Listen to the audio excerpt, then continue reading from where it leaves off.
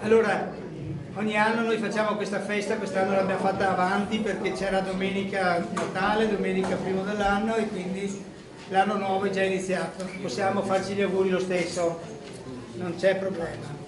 Ci facciamo gli auguri, ascoltiamo un po' di musica, lui è Marco Scarpin, lei è Monia Foderà e poi ci sono anche altri due musicisti, Marco e Martina. Facciamo 4 cose oggi, questa che è la musica, 2 la cioccolata, 3 la premiazione di studenti che hanno vinto il concorso Laura Conti che ogni anno l'Eco Istituto insieme con la Fondazione ICU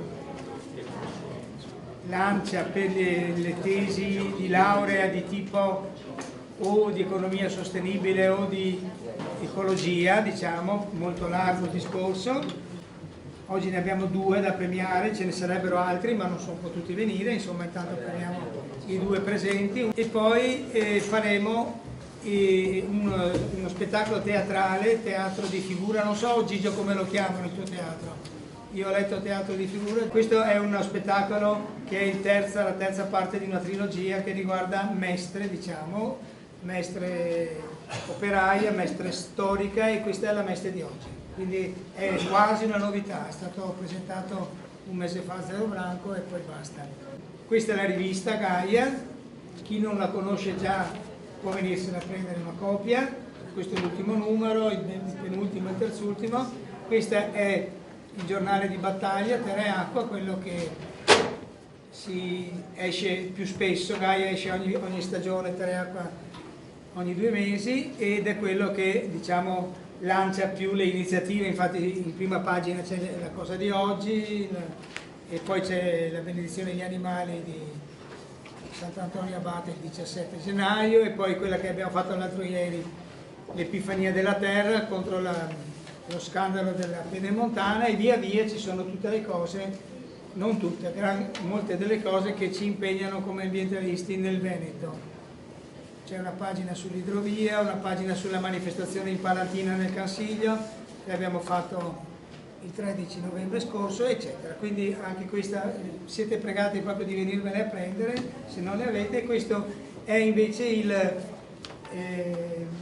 l'inserto di un Gaia scorso che spiega i 20 anni dell'Eco Istituto. L'Eco Istituto è nato nel 96, ha compiuto 20 anni e l'abbiamo festeggiato tra virgolette facendo un numero speciale di Gaia che spiega un po' tutte le iniziative, le cose legate alle grandi navi, legate al Cansiglio, legate ai rifiuti, cioè è nato sui rifiuti soprattutto, nel senso non sopra i rifiuti ma sul problema dei rifiuti e qui sono riassunte. Questo è un libretto, anche questo potete venirvelo a prendere, che di Eco Fantascienza che raccoglie alcuni raccontini un po' usciti su Gaia, un po' fatti apposta sul futuro che forse, speriamo di no, ci aspetta. È un po' catastrofista ma non troppo, purtroppo, perché tante delle cose che qui 3 anni fa si diceva che potevano succedere sono già successe, quindi non è che è proprio fuori della realtà. Quindi noi in questa maniera siamo arrivati al dunque, mi pare che Marco e compagnia sono già pronti, se non sbaglio, e quindi diamo inizio alle danze. Nel senso che lui di solito fa danzare la gente, ma qui ho paura che non è proprio il caso. Allora facciamo alcuni brani musicali, alcuni tradizionali, alcuni comunque miei, definiti un po' musica celtico o comunque ballabile, bretone e quant'altro, come il primo brano che faremo adesso, così, che è tradizionale. Utilizziamo oggi così alcuni strumenti come l'organetto diatonico, l'hammered dulcimer, che è questo strumento qui, e poi ho anche una ghironda, dei tamburi di tipo native nordamericani, lo stesso anche per un flauto dei native, ecco, e violino, percussioni, il cajon che suona Marco, siamo chiave più ristretta possibile, strumentalmente e anche tecnologicamente parlando siamo qua in acustico oggi. Niente, lì ci sono appunto, c'è un CD che avevo fatto col gruppo precedente, ma sostanzialmente di questa tipologia di musica, e anche un libro se qualcuno interessa. Ecco, poi anche lì abbiamo messo dei lavori in digital art di Monia, che realizza lei. Sarebbero i lavori in vendita, in questo caso se qualcuno interessa, della mostra Genius Loci, che ha realizzato e portato in giro un po' ovunque, proprio dalle Alpi al mare, nel senso che oltre dalla nostra provincia siamo stati anche in mostra a Venezia, proprio in Laguna, insomma, per un buon periodo.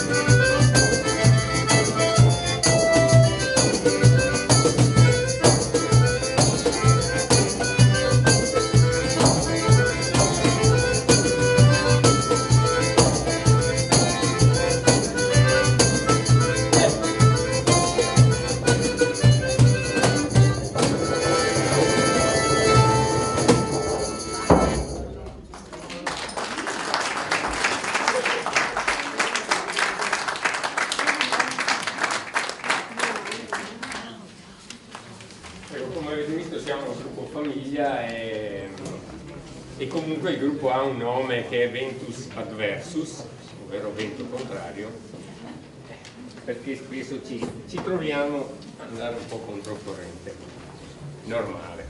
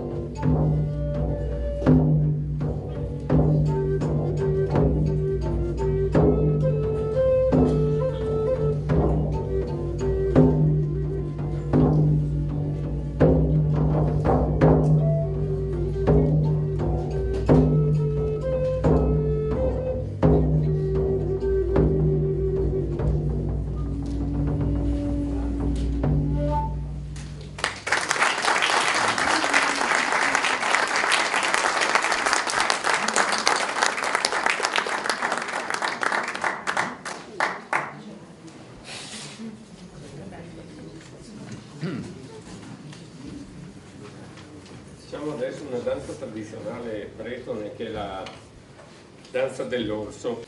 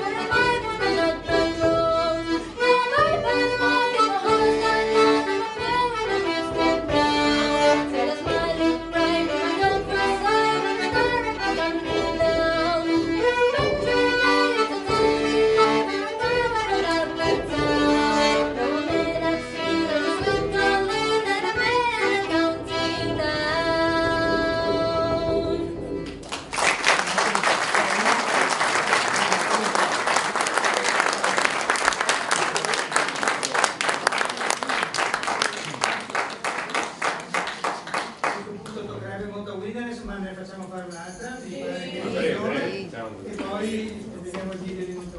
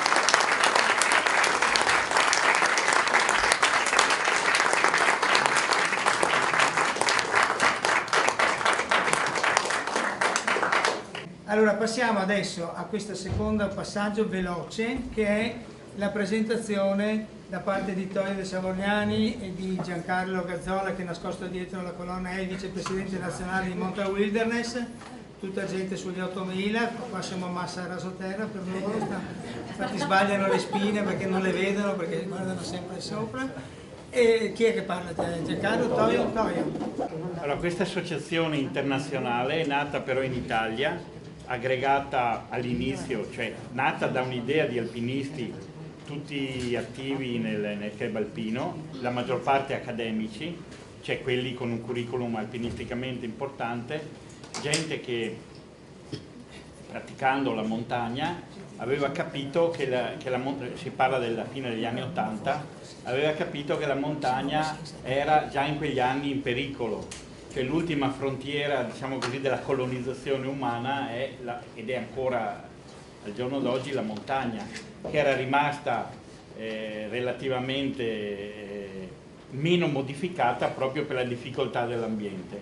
Invece in tutto il mondo la montagna, diciamo da un certo punto in poi, è stata sottoposta all'assalto del turismo, dell'infrastrutturazione e dell'utilizzo pesante, che la cultura dello sfruttamento tipico della pianura, della cultura urbana si è trasferita in montagna, e lo vediamo ancora al giorno d'oggi, no? Se si tratta di proteggere un luogo, di finanziare un parco nazionale, regionale, un'area protetta, non ci sono soldi. Per fare una gara di campionato del mondo a Cortina del 2021 si stanziano decine di milioni di euro, si rifanno strade, costruzioni, insomma un po' con lo stile campionati del mondo di calcio, si butta dentro soldi a non finire. Per l'ambiente non ci sono soldi, per lo sci, quindi per queste iniziative pesanti di demolizioni, cioè di forte impatto ambientale, i soldi si trovano, quindi la cultura non è cambiata. Ecco, quindi il nostro scopo dalla fondazione, 87 la fondazione di Mountain Wilderness Internazionale a Biella, l'anno dopo sempre a Biella la fondazione dell'Italia, e da allora ci battiamo per appunto la salvaguardia dell'ambiente alpino. Magari qualcuno dice, beh, ma nati dal CAI, movimento internazionale, tra i fondatori ci sono stati Messner, Bonington, per chi conosce, magari ha sentito magari i nomi degli alpinisti, Fausto De Stefani, Kurdinberger, eccetera, chissà quanti siete. Ecco, un movimento come il nostro a livello nazionale siamo 500. Questo bisogna dirlo. Quindi se qualcuno ha voglia di sostenere Mountain Wilderness, poi chiede a Giancarlo, a me o anche a Michele, anche se qualcuno non va in montagna ma vuole sostenere questa associazione, lo può fare. Le associazioni più grosse, diciamo l'altra che si occupa di montagna, ad esempio il CAI, ha 340.000 iscritti, ha sponsorizzazioni incredibili. Ovviamente la domanda: chi è che va a sponsorizzare qualcuno che parla invece di non sfruttare l'ambiente, che propone un utilizzo sostenibile, eccetera, eccetera, tutte quelle che sono le parole d'ordine dei movimenti ambientalisti in generale? Nessuno. Quindi ci sostengono soltanto i soci che si iscrivono o chi dà un contributo. La sede nazionale di Mountain Wilderness si trova qui all'Eco Istituto a Mestre, quindi un motivo in più per... Non qui è l'Eco Istituto? Sì, qui a Mestre, l'Eco Istituto, quando siamo nella sede dell'Eco Istituto, uno delle persone che ci ha sostenuto quando siamo nati nell'86, 86-87 e che ci ha seguito nella fase iniziale è stato Alex Langer, che quindi insomma è la persona giusta da ricordare anche in questo momento, che l'Eco Istituto è dedicato a Alex Langer, e anche noi come Mountain Wilderness abbiamo trovato una sponda importante in lui finché è rimasto vivo, e che quindi ha agito a livello europeo. Ad esempio una lotta che abbiamo fatto insieme, vuol dire Eco Istituto e anche Mountain Wilderness associate ai Verdi, i Verdi di allora, non quelli che sono diventati dopo, in Consiglio d'Europa, è stata diciamo tutto quello che abbiamo fatto per fermare la A27, e Alex Langer è riuscito in Consiglio d'Europa a fermare la A27, che è riemersa ultimamente, e Mountain Wilderness e Eco Istituto si stanno ancora battendo contro il prolungamento della 27 e l'abbiamo fermata di nuovo. E l'abbiamo fermata di nuovo con molti aiuti, però diciamo chi ha lanciato il grido d'allarme e che ha avuto una vasta eco, che è servita a mettere in moto il meccanismo, siamo stati ancora noi. Con le cose che si potrebbero dire sono molte, ma basta qua, e quindi chi ha voglia di sostenerci sa a chi rivolgersi. Grazie.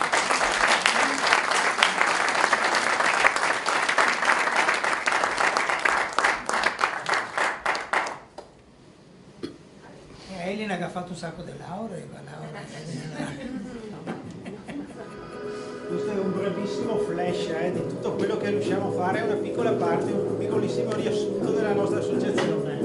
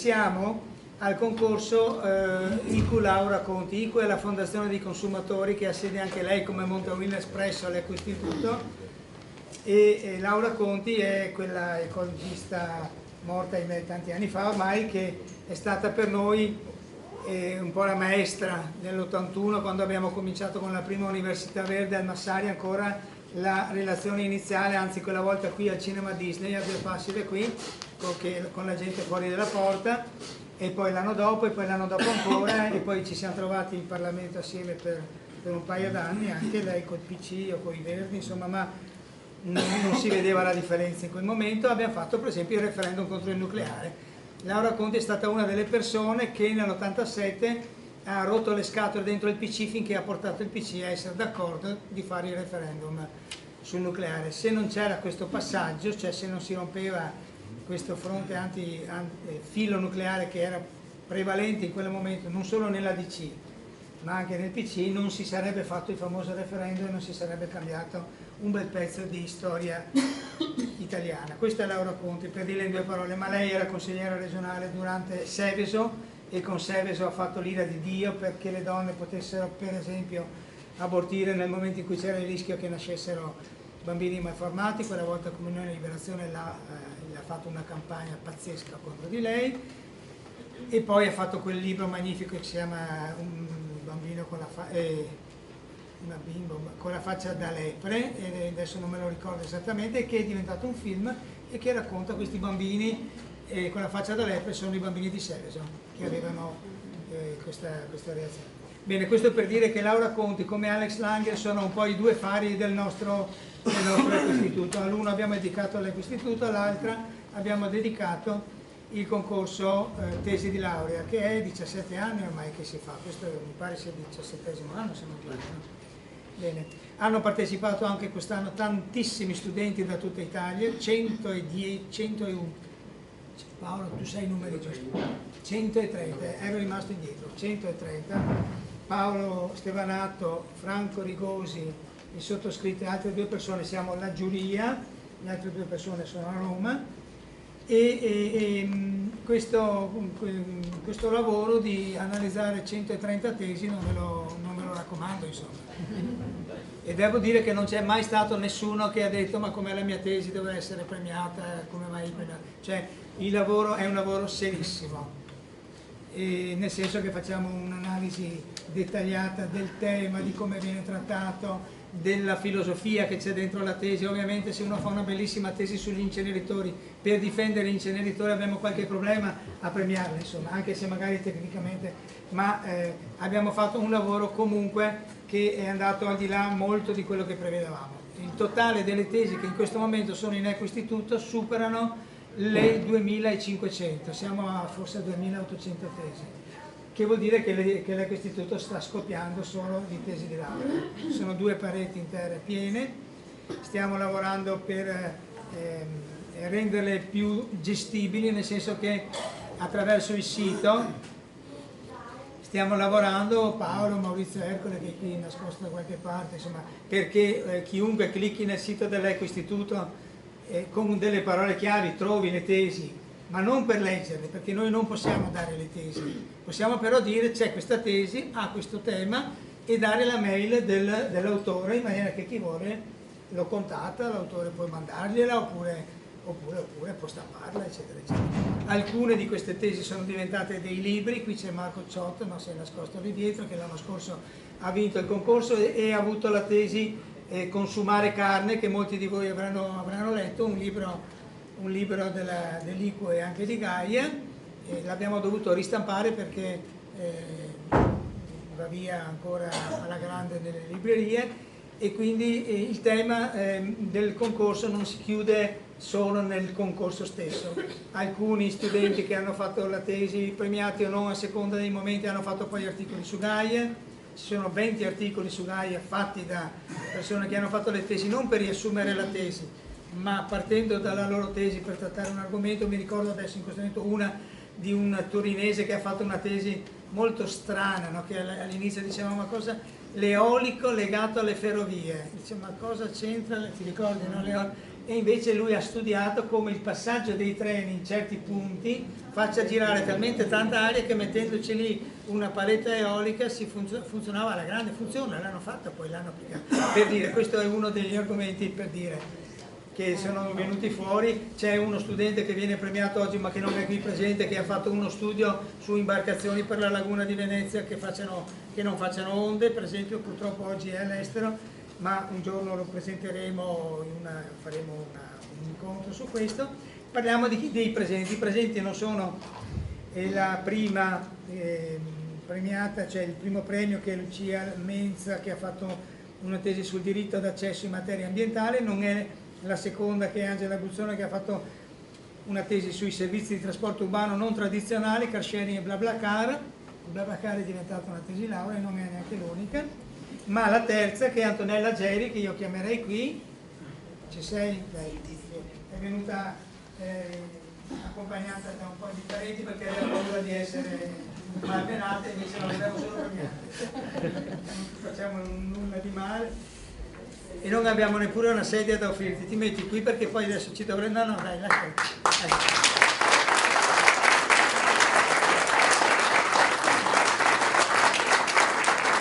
Antonella Geri è quella qui, è uguale, sembra la stessa quasi. Può darsi.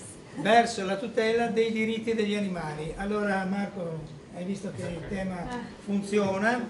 Sono 3 parti della tesi, una parte generale sull'antropocentrismo, la messa in discussione dell'antropocentrismo e gli animali come esseri senzienti, e la rivoluzione che ha fatto sì che è nato l'animalismo sostanzialmente, ma c'era già prima, dice lei, ci spiega che ha qualche migliaia di anni, un po' e poi adesso ti lascio dire, ma la questione del diritto, ma hanno diritti gli animali, insomma è un soggetto di diritto, è un problema molto difficile. E la terza parte è un affondo sulla vivisezione, naturalmente a favore della vivisezione. Ma... Ecco qua, allora a te la parola per spiegarci meglio i tuoi intenti, eccetera. Beh, questa tesi si intitola Verso la tutela dei diritti degli animali. È un titolo che racchiude una domanda, perché è stato alla fine un percorso per il quale io sapevo da dove partivo, ma non sapevo dove sarei arrivata. Quando abbiamo scelto questo tema, questo argomento con il mio relatore, professore di diritto penale, noi sapevamo che il punto di partenza era il codice penale, perché c'è una legge molto importante dal 2004 a tutela degli animali, ma non sapevamo poi nell'atto pratico quanto questa legge riconoscesse davvero dei diritti agli animali. Per cui è stato quello che ho fatto io un viaggio all'interno del mondo animale, non solo da un punto di vista legislativo, ma ancora prima da un punto di vista sociologico, da un punto di vista antropologico, filosofico e religioso. Perché ho pensato che prima di arrivare a vedere qual era lo stato giuridico degli animali, si dovessero vedere quelle che erano le premesse che ci sono prima di una legge scritta, e quindi il comune sentire che si è evoluto nella storia. Ad oggi qual è la conclusione di questa domanda? Che gli animali sono riconosciuti come esseri senzienti, non solo nel comune sentire, anche nel diritto, e questo grazie anche a studi scientifici. Si tratta di studi piuttosto recenti, quindi quelli più importanti accademici risalgono al 2012, anche se poi parlare di un animale che ha emozioni o sentimento, prova sofferenza, può essere comune nella più semplice opinione di chiunque possa aver avuto un animale in casa, può sapere che un animale prova rabbia, risentimento, paura, sorpresa, eccitazione. Questi studi scientifici però ci dicono oggi che l'animale è un essere senziente. Da qui è partito il nostro diritto, e il diritto italiano si interfaccia con il diritto europeo. Facciamo riferimento al Trattato di Lisbona, che riconosce esplicitamente l'animale come un soggetto di diritto, e quindi un soggetto titolare di diritti al quale corrispondono dei doveri da parte dell'uomo, da parte della comunità. Questo purtroppo però non si è espletato nel diritto italiano con tutta quella potenza che può aver avuto a livello europeo, perché di fatto la situazione in Italia è una situazione che sulla carta tutela l'animale, ma in realtà non è stato elevato da uno status di res a uno stato di soggetto. Diciamo è tuttora relegato a una posizione res cosa? Oggetto in latino. Nel diritto civile l'animale è ancora considerato nel codice civile una cosa mobile, quindi un oggetto di scambio, un oggetto di proprietà, un oggetto di vendita. Se viene danneggiato si ha diritto a un risarcimento danni dell'animale. Nel diritto penale sì, c'è una maggiore sensibilità, però ancora l'animale non è protagonista delle norme. Infatti il codice penale, che io ho preso come cuore della tesi, nel titolo 9 bis, intitola la parte dedicata agli animali come dei delitti contro il sentimento per gli animali, e questo già è simbolico. Si può parlare ad ore di questo argomento, ma basta partire semplicemente da questo titolo per capire che l'animale non è stato messo al centro della tutela, perché quando il legislatore sceglie una parola, un'espressione, chi è un operatore del diritto, uno studioso, un giudice, uno studente di giurisprudenza sa che dietro ogni parola c'è un preciso significato, per cui se avesse voluto il legislatore avrebbe scelto il titolo della tutela del sentimento degli animali, non della tutela del sentimento appunto contro gli animali. Di conseguenza quella che viene tutelata è più la sensibilità dell'uomo, che può provare una certa sofferenza laddove possa vedere dei maltrattamenti nei confronti degli animali. Quello che concludo io come riflessione è che si è fatto tanto, anzi tantissimo, perché comunque sia fino a 10 anni fa non c'era un apposito titolo, un'apposita parte nel codice penale dedicata agli animali, però si poteva fare molto di più, e lo dico perché ci sono delle costituzioni anche vicine a noi, la Costituzione svizzera, la Costituzione tedesca, che hanno messo negli articoli della Costituzione il benessere degli animali. Nella nostra Costituzione non c'è questo, c'è solo l'articolo 9 della Costituzione volto alla tutela della salute, dell'ambiente, e ci sono state delle proposte da parte di parlamentari di riforma di questo articolo, proposte numerosissime, l'ultima, la più recente del 2014, che è ferma in Parlamento, e io ho contattato anche la senatrice che ha fatto questa proposta, che è la De Pretis, che mi ha detto che al momento non è all'attenzione, non è in calendario, è stata assegnata questa proposta, ma non è all'attenzione del Parlamento, che è impegnato in ben altri lavori. Quindi diciamo siamo a un buon punto, ma ancora insomma lontani. Ma noi contiamo su di te, perché tu questo lavoro lo continuerai, immagino, o no? Certo, Pensi di continuarlo? Io vorrei concludere questo mio piccolo intervento citando una frase del mio professore di filosofia del diritto di giurisprudenza dell'Università di Firenze, è il professor Luigi Lombardi Vallauri. Migliorare la sorte degli animali resi schiavi e vittime dell'animale uomo è uno dei compiti storici più importanti scritti sull'agenda dell'etica, della politica e del diritto.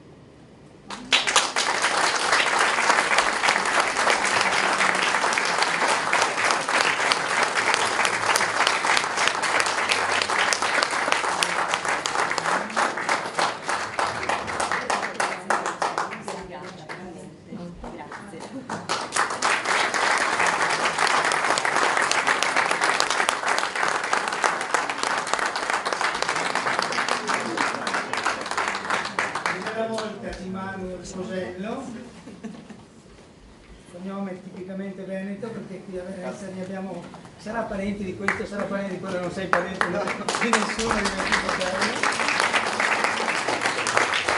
Premio Economia, e una serie di premi sono stati dati sul tema, cioè sul settore, premio Agricoltura, premio c'è stato anche un premio Luigi Mara, non so chi lo conosceva, è morto qualche mese fa, Medicina Democratica, e abbiamo trovato una tesi che parlava di Castellanza, abbiamo istituito un premio particolare per Luigi Mara. Lui ha preso il premio più difficile, dobbiamo dire, perché il tema economia lo trattano malissimo di solito.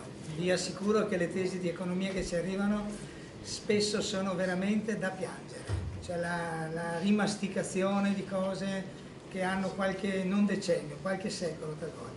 Ecco, lui ha trattato temi totalmente nuovi. Franco Rigosi lo presento solo perché... E poi tu ci spiegherai come ha fatto. Esatto, perché non è semplice anche questa tesi che parla delle imprese socialmente responsabili, cioè quelle che investono una parte dei loro profitti nel bene comune, facendo rete con le altre imprese e col territorio. Per esempio un'impresa che fa un asilo nido per i propri dipendenti, poi lo mette al servizio delle altre imprese e del quartiere. Quindi la prospettiva di questa idea di reti tra imprese socialmente responsabili è quella di inserirsi nella governance del territorio, quindi nella programmazione urbanistica e sociale del territorio in cui si inseriscono, per migliorarlo, per essere utile al territorio. Adesso lascio a lui la parola per spiegare in breve la sua azienda. Bene, grazie molto. Allora, innanzitutto ringrazio i presenti anche per questa possibilità qua e dedico appunto la mia tesi a Laura Conti e anche a mio zio che è recentemente scomparso. L'hai dedicata a Laura Conti, davvero? No, lo dedico in questo momento. La stai dedicando? Sì. No, poteva essere una coincidenza, ma va No, benissimo, no. grazie. Allora, sì, la mia tesi è un po' complessa, infatti io ho cercato di analizzare la legittimazione della pianificazione del territorio all'interno, diciamo, della sfera economica, soprattutto dell'impresa. Per far ciò, intanto questa tesi qui si inserisce nel dibattito appunto, che ha appena fatto il signore, in cui, diciamo, la pianificazione dovrebbe essere quello strumento ordinatore sia dello sviluppo economico ma anche sociale e sempre rivolto alla tutela dell'ambiente. Il primo passo che io ho intercorso nella tesi è stato quello di analizzare il rapporto tra impresa, all'epoca fordista, e il governo del territorio, soprattutto nel secondo dopoguerra, per cui ho posto in evidenza come la grande fabbrica, pensiamo per esempio Torino, è riuscita a plasmare la città, cioè la Fiat, strutturando appunto la città sia dal punto di vista infrastrutturale che dei quartieri a proprio beneficio. Tutto questo ha prodotto sì sviluppo sociale, ma negli anni 70 ha fatto emergere la cosiddetta crisi ambientale per tanti altri fattori. Io cerco un po' di sintetizzare, quindi ho analizzato sia la crisi ambientale, quella sociale, l'effetto che ha avuto la globalizzazione nell'impresa e anche nella società, portando il cosiddetto, diciamo, dinamismo anche dell'impresa. Tutto questo poi l'ho diciamo, concentrato, l'ho orientato nell'analizzare l'impresa socialmente responsabile, che in realtà è sempre stata presente nel territorio, però è un fenomeno, diciamo, che è posto in evidenza maggiore qui tra la fine degli anni 80 e i 90. Perché? Perché è un fenomeno che appunto è stato riconosciuto dall'Europa solamente circa negli anni 2000 e attualmente in Italia è stato riconosciuto l'anno scorso nella legge di bilancio, diciamo, dello Stato, introducendo le cosiddette imprese benefit. L'imprenditore socialmente responsabile è un imprenditore spesso legato a media piccola dimensione che fa appunto delle azioni volte al sociale di qualsiasi tipo, di qualsiasi categoria, in cui, diciamo, non si sviluppa in tutte le realtà, ma si sviluppa in realtà dove il tessuto sociale è maggiormente propenso alla collaborazione, c'è molta coesione. Infatti, per esempio, il caso che io ho analizzato, che le reti imprese, diciamo, modenesi, stanno appunto nella regione Emilia-Romagna, la quale ha, prima del governo italiano e praticamente quasi in parallelo con la normativa europea, avviato questo riconoscimento di questo fenomeno in corso. Sono delle realtà in cui gli imprenditori, ma non solo, in collaborazione con diciamo, delle organizzazioni no profit e con delle associazioni di categoria, fanno dei progetti sia interni all'impresa, come appunto abbiamo citato gli asili nido, ma sia per esempio a favore proprio della comunità, che vanno dal rimboschimento per esempio di aree, al recupero di aree dal punto di vista ambientale, ma anche diciamo, alla creazione di supermercati sociali. Un esempio è appunto questo supermercato che è stato creato a Modena nel 2013, l'Emporio Sociale, in cui il comune ha ceduto l'uso per esempio di un immobile, le imprese hanno diciamo, ristrutturato l'immobile e sempre con delle catene di supermercati danno un servizio che va a coprire per esempio le famiglie che entrano in difficoltà economica per un tot di tempo. Le persone che magari perdono il lavoro, si trovano in una situazione precaria, hanno diritto, diciamo, di accedere gratuitamente a questo supermercato. Che si chiama Portobello? Sì, esatto. E il valore di beni distribuiti è di 500.000 euro, hanno, diciamo, aiutato più di 3.000 famiglie ed è gestito sempre da volontari. Non neghiamo che questo fenomeno qua in parte magari rientra la cosiddetta greenwashing, voglio dire. Infatti io ho cercato di analizzare, magari ci sono per esempio le multinazionali usano queste politiche qui per coprire magari un comportamento sguerrato, analizziamola così. Per cui ho analizzato sia quei casi lì, ma mi sono specialmente concentrato nelle piccole e medie imprese e abbiamo visto che per esempio sul lato ambientale adesso spesso i comuni fanno piani, diciamo, dell'energia sostenibile. Questa tipologia di pratica potrebbe aumentare l'efficacia dell'azione pubblica nel senso di coordinamento e di individuazione delle reali necessità e problemi. Perché spesso l'azione pubblica non riesce a focalizzare, non sa neanche per esempio dove sono i cluster di imprese. Sembra una cosa paradossale, però io ho avuto modo di avere a che fare per esempio anche con la realtà di Padova, della City, voglio dire, del settore ICT. E il comune per esempio di Padova spesso non sa neanche individuare dove sono i cluster. Quindi è molto importante che vi sia una coesione sia a livello anche imprenditoriale e sociale, capace magari a orientare certe azioni che vanno appunto da interventi di miglioramento di servizi come gli asili nido, che sono accessibili, vengono messi a disposizione della comunità, sia degli stessi lavoratori, ma anche azioni per esempio come creazione fibra ottica. Sai qualcosa del Veneto per caso? Un po' di Padova. Un po' di Padova, cioè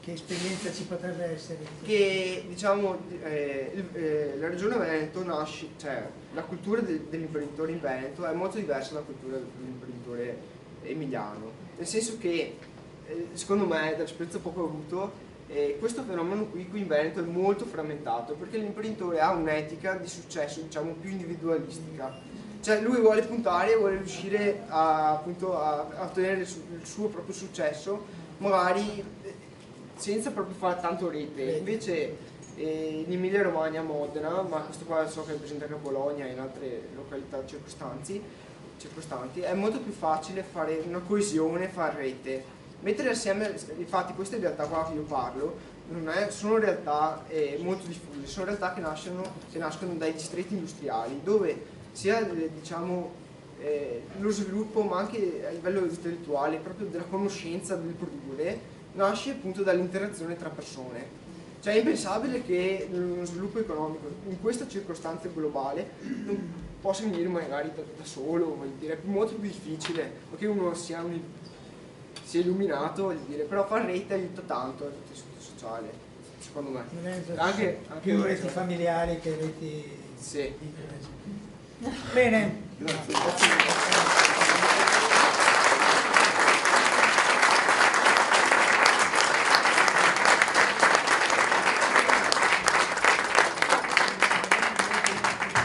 Ecco, allora siamo arrivati alla conclusione di questa terza parte.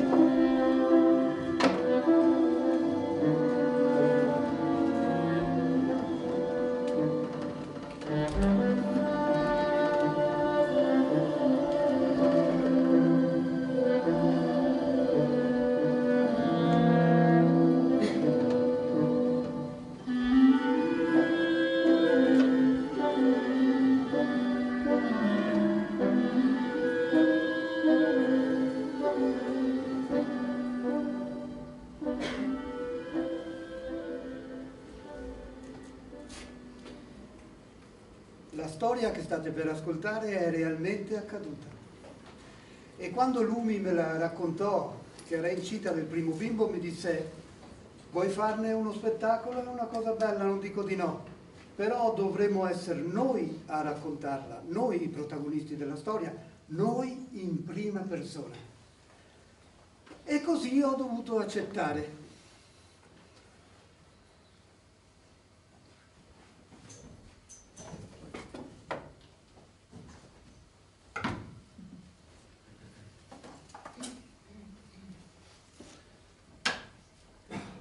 Eccoli qua, pronti ad entrare in scena. Perciò se noterete dei ritardi o delle lentezze, vi prego di tener conto che non si tratta di protagonisti, di attori professionisti. Purtroppo uno di loro, che questa sera doveva fare la voce narrante, non si è fatto vivo, perciò dovrò sostituirlo io e cercherò di fare del mio meglio. D'ora in poi sarò Vasilak.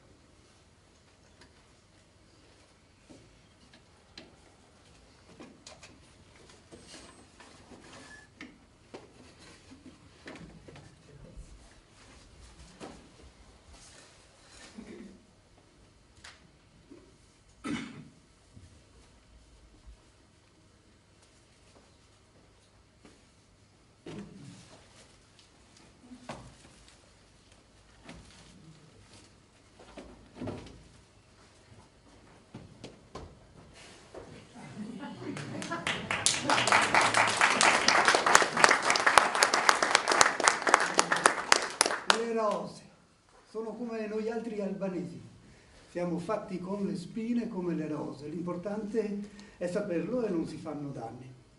Io modestamente con le rose ci so fare e il mio principale l'ha capito all'istante quando sono capitato qui, mi fa: Vasilak, servo devoto, di dove vieni? Io, Albania, terra rossa delle rose.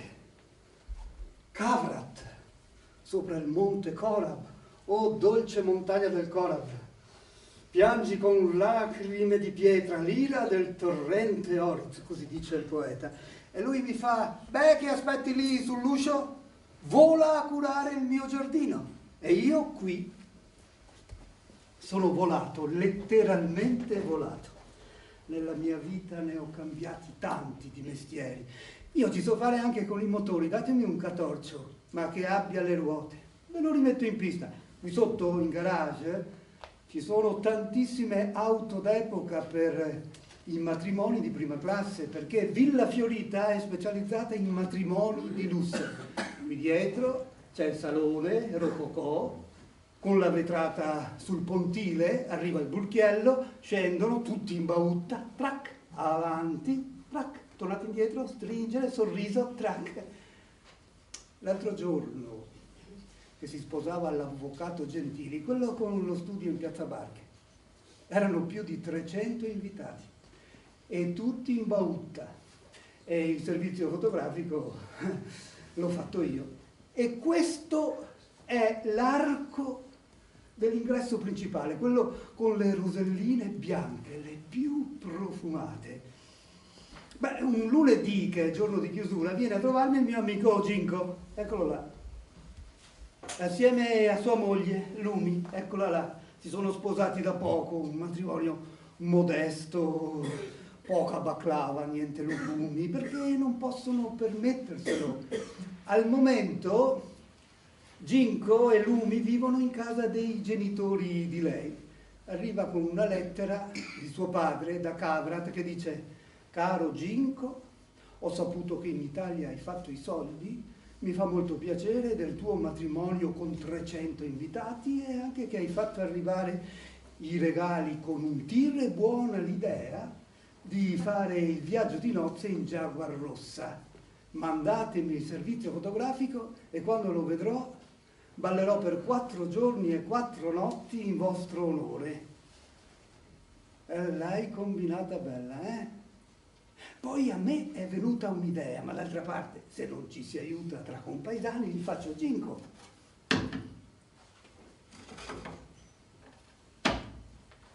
Che problema c'è? gli facciamo un finto matrimonio e un finto servizio fotografico.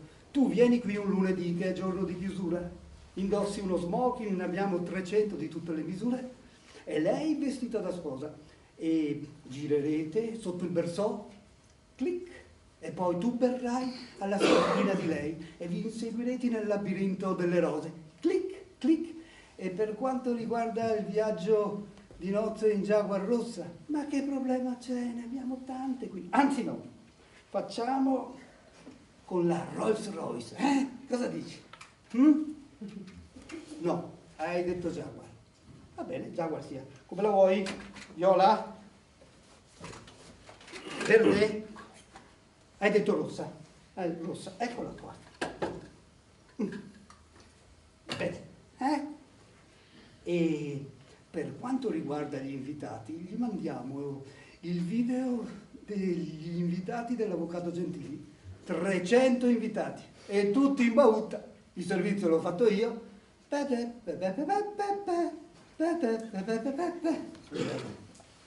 Sì? No, ho gente, Guido. No, Guido, no. Dove? Al chilometro della... Scusate. Al chilometro della morte, dove? In via Poerio? No, Guido, no. E poi c'è troppa polizia. No. E mi mancano le 50 euro per l'iscrizione. Niente da fare. Guido, metto giù. No, Guido. Metto giù. E non chiamare più. Scusate. Dove eravamo arrivati? Ah già, gli invitati.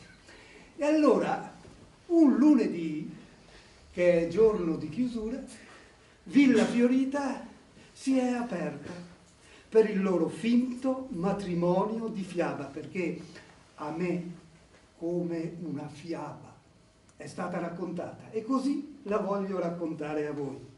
Ginco di montagna, lumi di città. Avrebbero potuto non incontrarsi mai. E invece il destino ha voluto che si incontrassero non in quella montagna e neanche in quella città, ma in un posto lontano, di là dal mare, a Mestre. Ma cominciamo tutto dall'inizio. Tutto a principio, qualche mese prima, in Albania.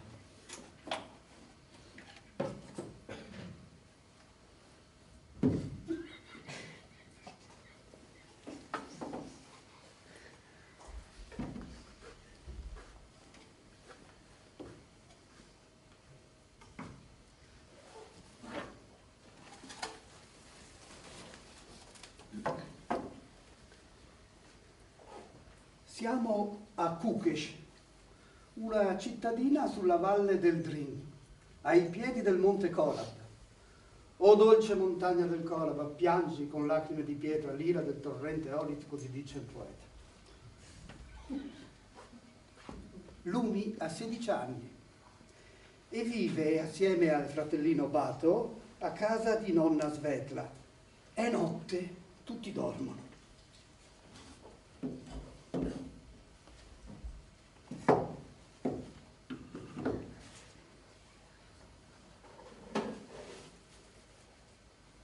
Nel sonno a Lumi appare Fata Mariana.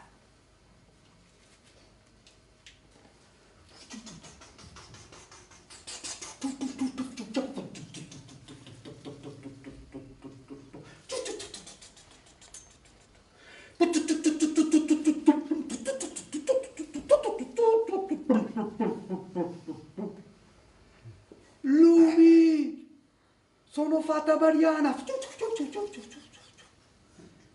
Tieni bene a mente quello che ti sto per dire. Conoscerai l'amore di là dal mare. Farai una festa di matrimonio bellissima.